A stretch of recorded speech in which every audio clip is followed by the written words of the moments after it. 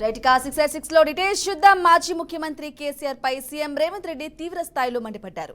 కాంగ్రెస్ ప్రభుత్వాన్ని కేసీఆర్ విమర్శించే హక్కు లేదన్నారు. ఇక బీఆర్ఎస్ సభలో తన పేరు కూడా ఎత్తలేదన్నారు రేవంత్. తానంటే అది అంటూ విమర్శించారు. ఇక కేసీఆర్ రాష్ట్రాన్ని అప్పుల పాలు చేసి నాశనం పట్టించారని మండిపడ్డారు. కేసీఆర్ అసెంబ్లీకి వచ్చి సలహాలు ఇస్తారని ఆశించాం, కానీ ఇలా డుమ్మా కొట్టి ఫామ్ హౌస్ లో ఉంటారని ఊహించలేదన్నారు. ఇక కేసీఆర్ ప్రతిపక్ష నాయకుడు, అలాగే మాజీ సీఎం కాబట్టి వరంగల్ సభకు అన్ని విధాలుగా సహకరించమన్నారు. ప్రభుత్వం తరపున ఇబ్బందులు లేకుండా చర్యలు తీసుకుంటామన్నారు. ఇక కేసీఆర్ ఇంకా 10 ఏళ్లు ఫామ్ హౌస్ లోనే ఉంటారని అన్నారు. ఇదే విషయానికి సంబంధించి పూర్తి సమాచారం మా ప్రతినిధి శ్రీనివాస్ అందిస్తారు. శ్రీనివాస్, తెలంగాణలోని జరిగినటువంటి బీఆర్ఎస్ భారీ బహిరంగ సభ అనుకోవచ్చు. దీనికి సంబంధించి ప్రతిపక్ష నేతగా ఉన్నటువంటి కేసీఆర్ మాట్లాడినటువంటి మాటలు ఒక్కసారిగా సీఎం రేవంత్ రెడ్డి విరుచుకుపడేటువంటి పరిస్థితి. గతంలో 10 సంవత్సరాలు ప్రజలకు సేవలు బీఆర్ఎస్ పార్టీ రైతోత్సవాలు జరుపుకున్న పేరుతోటి తప్పుడు విధానాల సంకేతంతో బహిరంగ సభలో ప్రజలకు పిలుపునియడం ఎంతవరకు సభించినట్టు కూడా ముఖ్యమంత్రి రేవంత్ రెడ్డి కేసీఆర్ పై ధ్వజమెత్తినటువంటి పరిస్థితి. ప్రధానంగా చూసుకున్నట్లయితే తను ఆ సభ సంబంధించి పూర్తిగా ఇప్పటికీ ఆ సభలో మాట్లాడినటువంటి తీరును బట్టి చూసినట్లయితే బీఆర్ఎస్ పార్టీకి మనుగడ కరువైపోతుంది అనే ఉద్దేశంతో మాత్రమే బహిరంగ సభ పెట్టుకున్నారు తప్పితే ప్రజల యొక్క ప్రతిపక్షం యొక్క హోదాలోని కానీ ఈ సభను నడిపినట్టుంటే ప్రజలు కూడా పెద్ద ఎత్తున బ్రహ్మరథం పట్టేవారు. కానీ కేవలం వాళ్ళ యొక్క ప్రయోజనాలు, పార్టీ యొక్క ప్రయోజనాల కొరకు మాత్రమే చేశారు. ప్రతిపక్ష హోదాలో ఉన్నటువంటి కేసీఆర్ చేయాల్సినటువంటి పని కాదు, మాట్లాడాల్సినటువంటి మాటలు కూడా సరైన కాదని చెప్తూ కూడా చెప్పినటువంటి పరిస్థితి. ప్రధానంగా మనం చూసుకోవచ్చు. బహిరంగ సభ జరిగినటువంటి తీరును కానీ అక్కడ ఉన్నటువంటి పరిస్థితిని కానీ పూర్తిగా పరిశీలించినట్లయితే దానికి సంబంధించి అక్కడ ఉన్నటువంటి విషయాలే కాదు, పూర్తిగా తెలంగాణలో ప్రజలు ఎదుర్కొన్నటువంటి సంవత్సర కాలంలో జరిగినటువంటి విషయాలు, దీనికి సంబంధించినటువంటి విశ్లేషించుకొని ప్రతిపక్షంగా ప్రభుత్వానికి ఒక విషయాలను చెప్పాలి, తప్పేం లేదు. కానీ తన పార్టీ ఎక్కడైతే దిగజారిపోతుందో, పార్టీ ప్రతిష్ట దిగజారిపోతుందో, పార్టీ కార్యకర్తలు వెనుదిరిగిపోతున్నారనే భయంతో రైతోత్సవాల సభ లక్షల కోట్ల రూపాయలు వెచ్చించి పెట్టారు. కాకపోతే ఇందులో ఆ సభ నుంచి ప్రజలకు ఏం పిలుపునిచ్చారు, ప్రజలకు చేయాల్సినటువంటి సంక్షేమ పథకాలు ప్రభుత్వం ఎందుకు చేయట్లేదు అనే విషయాన్ని ఎక్కడ ప్రస్తావించకుండా పూర్తిగా కేవలం తన సొంత ప్రయోజనాలను, సొంత మాటలతోటి సభను జరుపుకొని చేతులు దులుపుకున్నటువంటి పరిస్థితి. ఇలాంటి ప్రతిపక్ష హోదాలో ఉన్నటువంటి కేసీఆర్ ఇలాంటి దుర్మార్గపు సభలు పెట్టడం సరైన విధానం కాదు. ప్రజలకు చైతన్యం చేస్తూ ప్రజా సమస్యలు ఏమన్నా ప్రశ్నించాలి, దానికి ఎవరైనా సిద్ధంగా ఉన్నాం. కానీ ఆ పార్టీ ప్రయోజనాల కొరకే లక్ష్యంగా చేసుకొని భారీ బహిరంగ సభ పెట్టి ఏదో ప్రతిపక్షంగా మేము ఉన్నాము, ప్రజలను ఇబ్బంది పెడుతూ అనేక విషయాలలోని పొగదవ పట్టిస్తున్నటువంటి పరిస్థితి.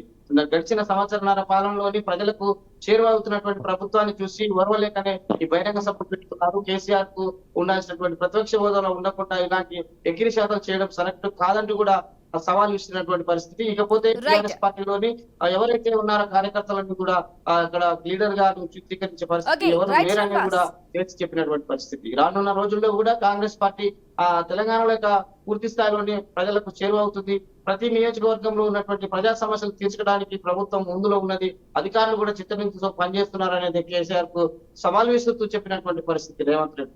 ఇది తెలంగాణలో జరిగినటువంటి బీఆర్ఎస్ సభకు ధీటుగా ముఖ్యమంత్రి సీఎం రేవంత్ రెడ్డి కూడా పూర్తిగా సవాల్ విసురుతూ ప్రశ్నించినటువంటి పరిస్థితి. తెలంగాణలో చేయాల్సిన అభివృద్ధి, గతంలో చేసినటువంటి ప్రాజెక్టులకు, సంక్షేమానికి ఎక్కడ దూరం అవుతున్నాము, గతంలో ఉన్నటువంటి విషయాలకు సంబంధించి ఎలా సమీక్షించుకోవాలి, దీనికి సంబంధించి ఉన్నటువంటి నాలెడ్జ్ కానీ సంబంధించిన 9 సంవత్సరాలు పరిపాలించినటువంటి సీఎం గా గైడ్ చేయాలంటే అనవసర ప్రాధాన్యతలకు పోయి సొంత ప్రయోజనాలకు మాత్రమే వాడుకోకూడదు. తెలంగాణలోని ప్రభుత్వాలు ఎవరైనా కొనసాగవచ్చు, కానీ ప్రజల ప్రయోజనాలే లక్ష్యంగా కొనసాగితే బాగుంటుంది తన అభిప్రాయం. Srinivas, thank you. ఇక జనసేన ఎమ్మెల్యే బొలిశెట్టి శ్రీనివాస్ సంచలన వ్యాఖ్యలు చేశారు. ఇక తనతో పాటే ఉంటున్న కొందరు నాయకులు తనను చనిపోవాలని కోరుకుంటున్నారని, తద్వారా వచ్చే ఉప ఎన్నికలలో ఎమ్మెల్యే కావాలని ఆశిస్తున్నారని ఆయన తీవ్ర ఆరోపణలు అయితే చేశారు. తాను పోతే ఉప ఎన్నిక వస్తుంది, ఆ సీట్లో ఎమ్మెల్యే అయిపోవాలని కొందరు ఆశపడుతున్నారని అంటూ బొలిశెట్టి అయితే వ్యాఖ్యానించారు. ఇక తన గెలుపు వెనుక ఎవరి త్యాగాలు లేవని, తెలుగుదేశం, జనసేన, బీజేపీ 3 పార్టీలు కలిసి ఇచ్చిన మ్యాండేట్తోనే తాను గెలిచానని ఆయన స్పష్టం చేశారు. రైట్, ఇదే అంశానికి సంబంధించి పూర్తి అప్డేట్స్ మా ప్రతినిధి బ్రహ్మం అందిస్తారు. బ్రహ్మం, జనసేన టీడీపీ సంబంధించి ఏదైతే 2024 సార్వత్రిక ఎన్నికల్లో కూటమిగా ఏర్పడిన తర్వాత ఇటు జనసేన కావచ్చు, తెలుగుదేశం కావచ్చు, బీజేపీ కావచ్చు, 3 పార్టీలు కూడా 2024 సార్వత్రిక ఎన్నికల్లో అయితే ఘన విజయం సాధించినటువంటి నేపథ్యంలో ఏదైతే కూటమిలో ఉన్నటువంటి ఏదైతే జనసేన కావచ్చు లేదా టీడీపీ మధ్య అయితే కొంత గ్యాప్ అయితే వచ్చినటువంటి పరిస్థితి అయితే కనిపిస్తుంది. మొత్తానికి మనం చూసుకుంటే ఇటు రాష్ట్ర వ్యాప్తంగా కూడా గత కొన్ని రోజుల క్రితం తూర్పుగోదావరి జిల్లాలో ఉన్నటువంటి ఏదైతే పిఠాపురం ఉందో పిఠాపురం నియోజకవర్గానికి సంబంధించి కొంత హాట్ టాపిక్ గా నడిచినటువంటి పరిస్థితి. ఏదైతే వర్మ కావచ్చు లేకపోతే పవన్ కళ్యాణ్ మీదుగా అటు జనసైనికులకు సంబంధించి అయితే కొంత గ్యాప్ వచ్చినటువంటి పరిస్థితి.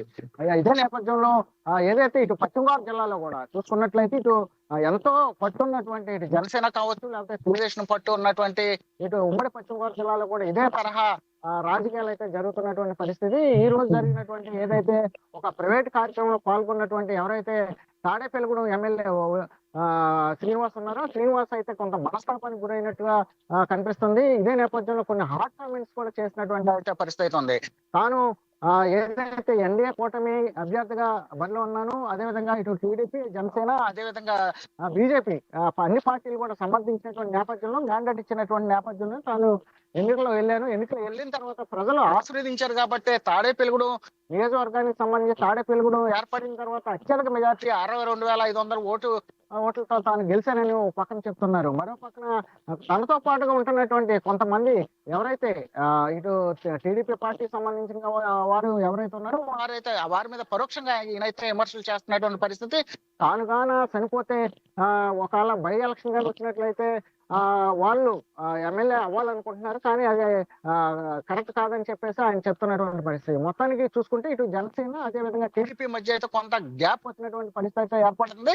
ఏదైతే ఇటు టీడీపీ సంబంధించినటువంటి కొంత నాయకులు ఎవరైతే ఉన్నారో ఆ నాయకులు అయితే మొత్తం మీద ఇటు మున్సిపాలిటీకి సంబంధించినటువంటి అధికారులు కావచ్చు, పోలీస్ డిపార్ట్మెంట్ కావచ్చు, లేకపోతే రెవెన్యూ అధికారులు కావచ్చు, వీళ్ళందరినీ కూడా బెదిరింపులకు గురి చేస్తున్నారు.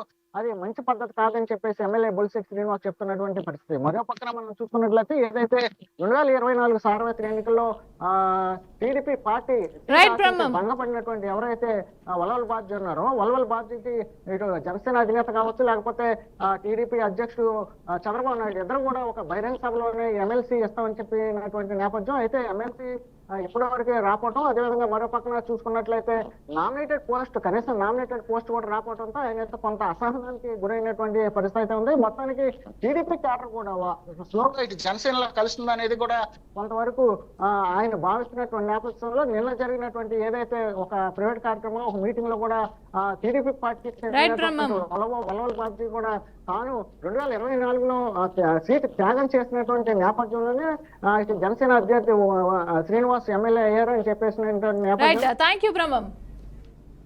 కేంద్రం సంచలన నిర్ణయం తీసుకుంది. రాబోయే జనాభా లెక్కల్లో కులగణన చేస్తామని ప్రకటించింది. కేబినెట్ తీసుకున్న నిర్ణయాలను కేంద్ర మంత్రి అశ్విని వైష్ణవ్ ప్రకటించారు. జనాభా లెక్కలతో పాటు కులగణనను చేర్చాలని రాజకీయ వ్యవహారాల కేబినెట్ నిర్ణయించినట్టు వెల్లడించారు.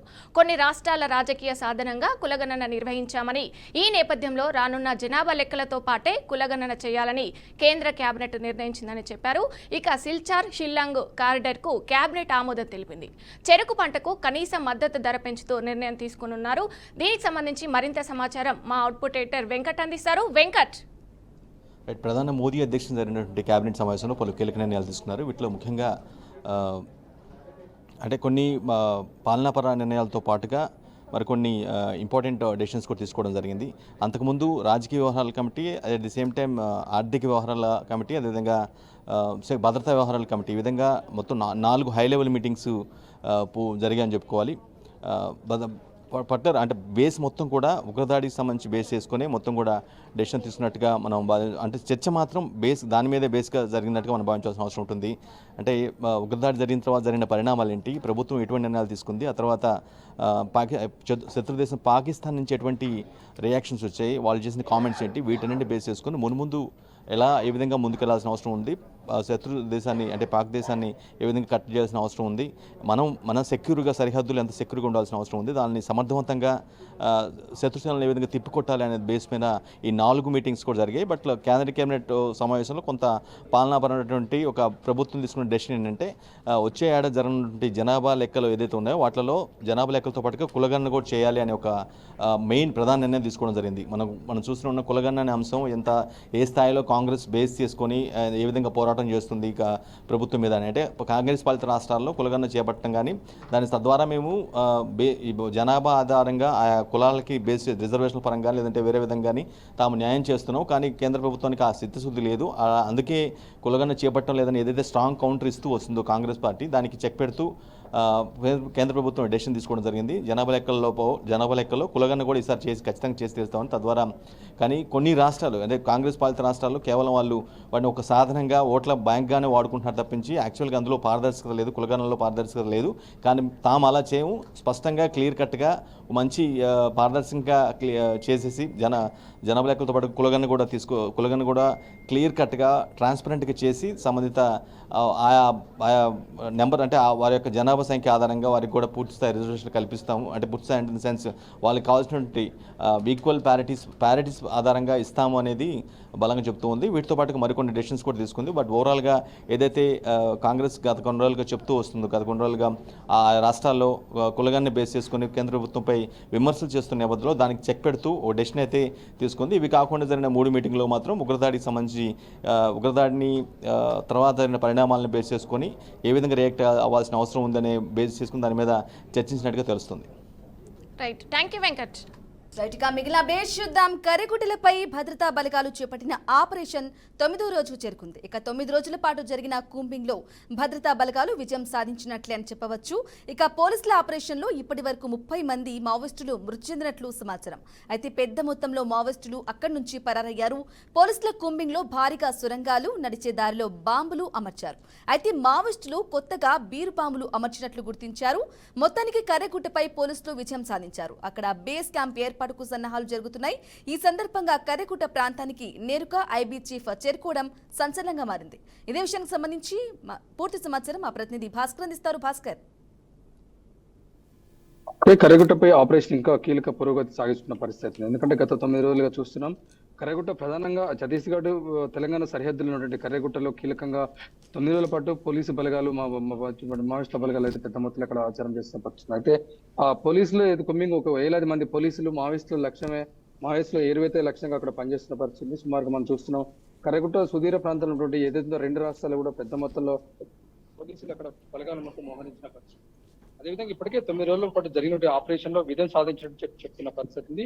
సిఆర్పిఎస్ నేరుగా కర్రెగుట్ట ప్రాంతానికి చేరుకుని ఐబీ చీఫ్ 9 రోజుల పాటు సాగిస్తున్న ఆపరేషన్ అయితే ఐబీ చీఫ్ వివరించిన సిఆర్పిఎఫ్ వాళ్ళకి వివరించిన పరిస్థితి. అయితే మొత్తంగా చూసుకుంటే ఇక్కడ జరిగినటువంటి మొత్తం ఆపరేషన్ కగారుకు సంబంధించిన మొత్తానికైతే డ్రోన్లు, హెలికాప్టర్లతో పాటు ఆపరేట్ చేసిన సిఆర్పిఎఫ్ ఛత్తీస్గఢ్, తెలంగాణ ప్రాంతాల వారిగా విస్తరించినట్లు కర్రెగుట్టలు చూస్తున్న పరిస్థితి ఉంది. అదేవిధంగా ఛత్తీస్గఢ్, తెలంగాణ ప్రాంతాల వారిగా విస్తరించిన కర్రెగుట్టలు సుదీర ప్రాంతాల్లో ఉన్నటువంటి గ్రామాల ప్రజలు కూడా బిక్కుమంటూ జీవనం గడుపుతున్న పరిస్థితి ఉంది అక్కడ. ఎందుకంటే కర్రెగుట్టల ప్రాంతంలో సిఆర్పిఎఫ్ బేస్ క్యాంప్ ఏర్పాటు చేశారు. అక్కడ ఏదైతే ములుగు జిల్లాకు సంబంధించి ఏటునాగం, వాజేడు, నూగూరు, వెంకటపూర్ గ్రామీణ ప్రాంతాల్లో మొత్తం బేస్ క్యాంప్ ఏర్పాటు చేశారు. సిఆర్పిఎఫ్ బలగాలు కావచ్చు, ఇటు హెలికాప్టర్, డ్రోన్ కెమెరా తోటి మొత్తం అక్కడ మొత్తం చక్కర్లు కొడుతున్న పరిస్థితి ఉంది అక్కడ. ఛత్తీస్గఢ్, తెలంగాణ ప్రాంతాలకు అందుబాటులో ఉండే విధంగా బేస్ క్యాంప్ ఇప్పటికే మావోయిస్టులు అక్కడ డంపు తరంగాలకు ఏర్పాటు చేసిన పరిస్థితి. 9 రోజుల ఆపరేషన్ లో పాల్గొన్న టీం మొత్తం వెనక్కి రప్పించిన అంశాలు అయితే కొత్త పరిస్థితి నడుస్తున్న పరిస్థితి. ఇంకా కొత్త టీం రంగంకు దిగే అవకాశం కనిపిస్తుంది. అయితే మొత్తంగా చూసుకుంటే ఏదైతే ఉందో మావోయిస్టులు ఏరువైతే లక్ష్యంగా పోతున్నటువంటి సెంట్రల్ ఫోర్స్ బలగాలు కావచ్చు, ఛత్తీస్గఢ్ బలగాలు కావచ్చు, ప్రధానంగా కర్రెగుట్ట సుదీర ప్రాంతాలు మొత్తం కర్రెగుట్ట గుట్ట మొత్తం కూడా వేలాది మంది పోలీస్ బలగాలు సిఆర్పిఎఫ్ కావచ్చు, సెంట్రల్ పోలీస్ కావచ్చు, స్పెషల్ ఫోర్స్ కావచ్చు, ఆ ఫోర్స్ మొత్తం కర్రెగుట్టని అధీనంలోకి తీసుకుని పెద్ద మొత్తంలో ఆ డ్రోన్లు, కెమెరాలతోటి కావచ్చు, హెలికాప్టర్ తోటి చుట్టూ ఎక్కడ కూడా మావోయిస్టులకు అవకాశం లేకుండా తప్పించుకోకపోయిన వీలు కాకుండా మొత్తం డ్రోన్లు, కెమెరాలతోటి, హెలికాప్టర్ తోటి మొత్తం ఒక కర్రెగుట్టను మొత్తం సంచరిస్తున్న పరిస్థితి. ఎక్కడ మావోయిస్టులు కనపడ్డా కూడా వాళ్ళ సమాచారం తెలిసిన అడుగుజాలు కనీసం ఆ స్మెల్ వచ్చినా కూడా దానికి దాడులు చేసే అక్కడ కనిపిస్తున్న పరిస్థితి ఉంది. ప్రధానంగా చూసుకుంటే మావోయిస్టులు ఏరువైతే లక్ష్యంగా ముందుకెళ్తున్న పరిస్థితి ఉంది. Right Bhaskar, thank you for the updates. ఇక విశాఖ జిల్లా సింహాచలంలో విషాద ఘటన చోటు చేసుకుంది. భారీ వర్షానికి గోడ కూలి 8 మంది మృతి చెందగా పలువురికి గాయాలయ్యాయి. మృతి చెందిన భక్తుల్లో 3 మహిళలు ఉన్నారు. శిథిలాల కింద చిక్కుకున్న వారిని ఎస్డీఆర్ఎఫ్, ఎన్డీఆర్ఎఫ్ బయటకు తీశారు. ఇక ఘటనా స్థలాన్ని హోంమంత్రి అనిత సహా పలువురు మంత్రులు పరిశీలించారు.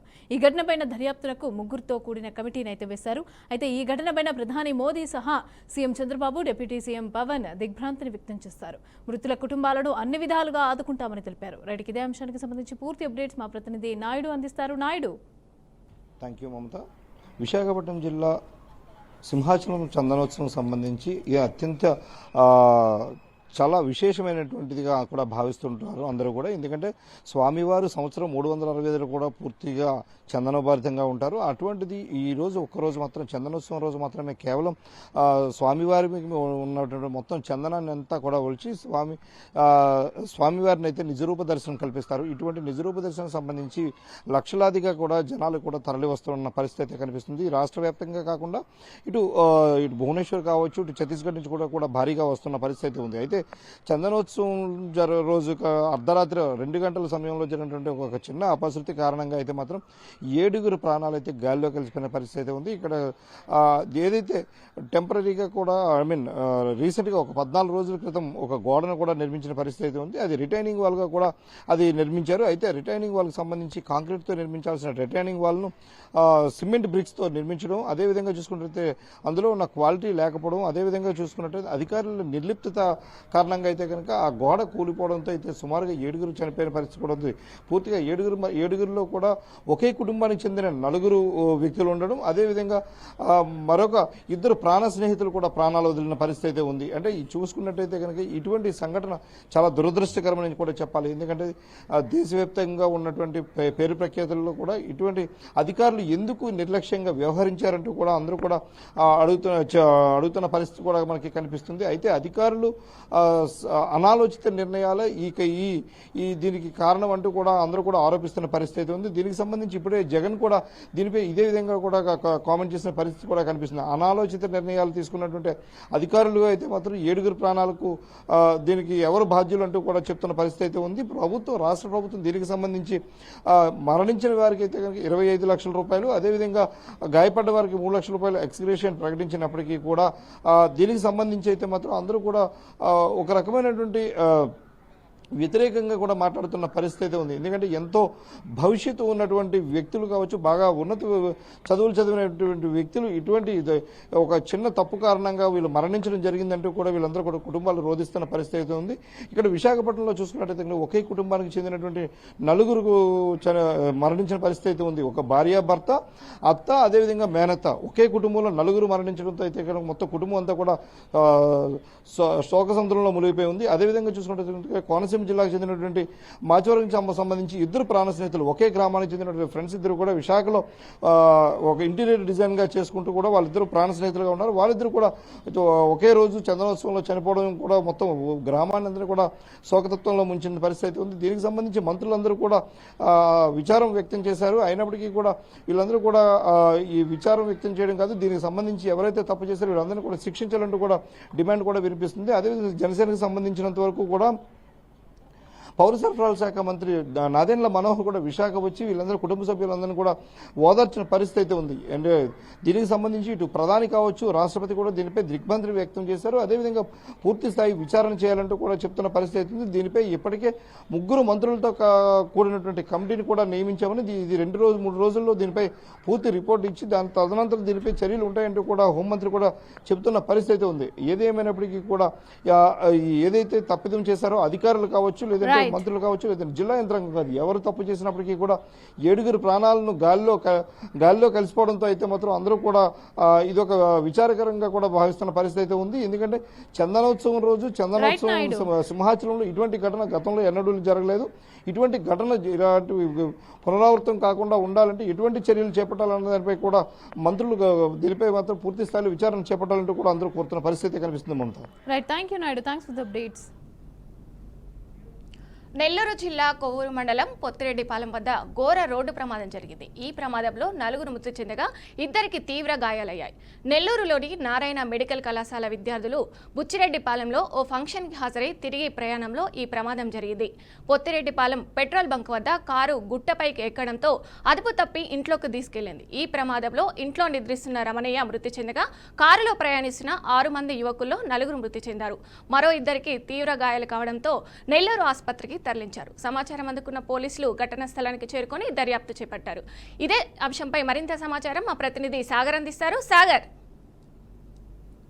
నెల్లూరు జిల్లా చరిత్రలోనే ఒక ఘోర రోడ్డు ప్రమాదం జరిగింది. అతి భయంకరమైన రోడ్డు ప్రమాదంగా దీన్ని చెప్పవచ్చు. ఎందుకంటే వీళ్ళంతా కూడా ఒక 6 మంది నారాయణ మెడికల్ కాలేజీకి సంబంధించిన విద్యార్థులు. వీళ్ళంతా కూడా 2వ సంవత్సరం వైద్య విద్యను అయితే అభ్యసిస్తున్నారు. వీరంతా ఒక నెల్లూరు జిల్లాకు సంబంధించిన సిద్దిపురం అనే గ్రామంలో ఒక వైద్య విద్యార్థి ఉన్నారు. ఆ విద్యార్థి సోదరుని ఒక శుభకార్యం జరుగుతుంది. ఈ శుభకార్యానికి హాజరైన తర్వాత సుమారుగా 3:10 ఈరోజు సాయంత్రం సుమారు 3 గంటల 10 నిమిషాల క్రమంలో వీరు అతి వేగంగా కారును నడపడం వల్ల ఏదైతే పోతిరెడ్డిపాలెం అంటే కోవూరు నియోజకవర్గంలోని బుచ్చిరెడ్డిపాలెం మండలం కిందకు వస్తుంది. ఈ పోతిరెడ్డిపాలెం రాగంగానే ఆ ప్రాంతంలో ఒక లైట్ కర్వ్ ఉంది. ఈ మలుపు వద్ద వాళ్ళు కారును అదుపు చేయలేకపోయారు. ఈ క్రమంలోనే పక్కనే గుట్ట మీదకి వెళ్లి కారు పక్కనే ఉన్న ఒక చిరుబండారులు చిన్న షాపులకి దూసుకెళ్లిన పరిస్థితి ఉంది. వెంటనే అంత వేగంతో ఈ షాపులకి దూసుకెళ్లడం వల్ల ఆ షాపు ఓనర్ యజమాని ఎవరైతే ఉన్న రమణయ్య అనే వ్యక్తి అక్కడే స్పాట్ లోనే చనిపోవడం జరిగింది. ఈ కారులో మొత్తం 6 మంది ప్రయాణిస్తున్నారు వైద్య విద్యార్థులు. 6 మందిలో కూడా మొత్తం 5 మంది చనిపోయిన పరిస్థితి. ఒక్క విద్యార్థి మాత్రమే దీంట్లో ప్రాణాలతో బయటపడ్డాడు. ఈ 5 మంది విద్యార్థుల వివరాలు చూసుకుంటే కూడా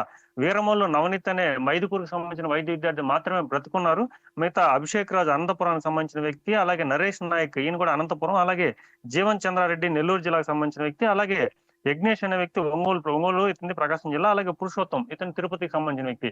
సో మొత్తం మీద ఈ 5 మంది అయితే వివిధ హాస్పిటల్లో ప్రభుత్వ ఆసుపత్రిలో 2 చనిపోవడం జరిగింది. అలాగే మరొక ప్రైవేట్ ఆసుపత్రిలో మరో 3 చనిపోవడం జరిగింది.